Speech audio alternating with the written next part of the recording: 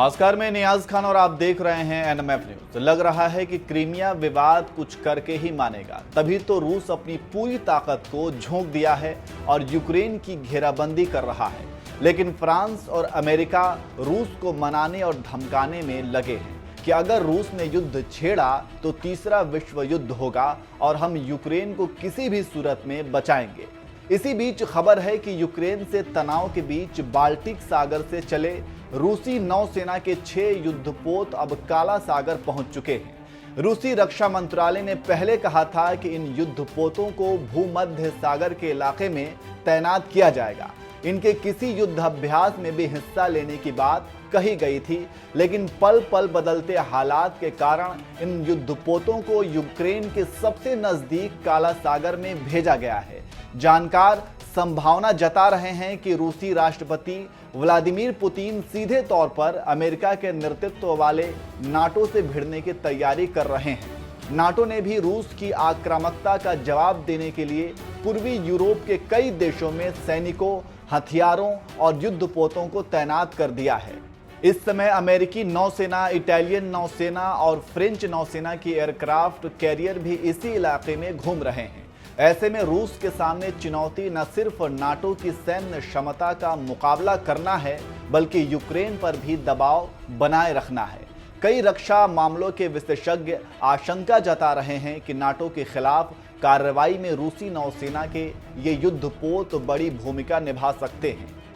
इनमें से 5 775 Ropucha class की एम्फीबियस वॉरफेयर शिप हैं, जबकि एक project 11,711 Ivan Gren class landing ship है।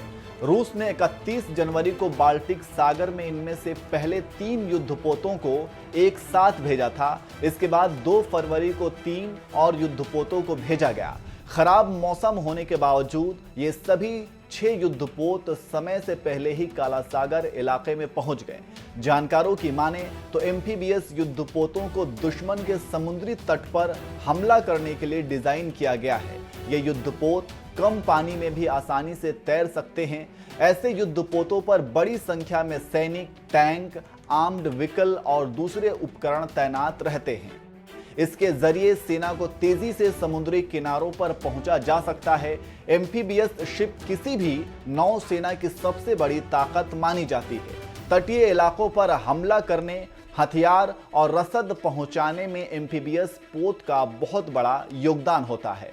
इनके अंदर हथियार, उपकरणों, गाड़ियों और सैनिकों के लिए बहुत जगह होती है।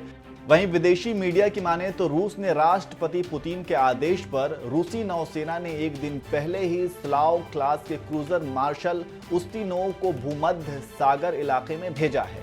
भूमध्य सागर में पहले से ही स्लाव क्लास के 2 क्रूजर मौजूद हैं। इस क्लास के क्रूजर के पास कई अत्याधुनिक मिसाइलें, हथियार और गन हैं। ये रूसी नौसेना के सबसे ताकतवर युद्धपोत माने जाते हैं। इन युद्धपोतों पर इतने गोला बारूद मौजूद हैं जो पूरे यूक्रेन को पल भर में मिट्टी में मिलाने की क्षमता रखते हैं। रूसी नौसेना के कई विध्वंसक क्रूजर और फ्रीगेट्स इस समय पूर्वी क्षेत्र को छोड़कर पश्चिम में काला सागर, भूमध्य सागर के इलाके में गश्त लगा रहे हैं। इससे आप अंदाजा लगा सकते हैं कि क्या पुतिन कर रहे हैं और दुनिया किस तरफ जा रही है। देखना होगा कि तीसरा विश्व युद्ध होगा या टल जाएगा।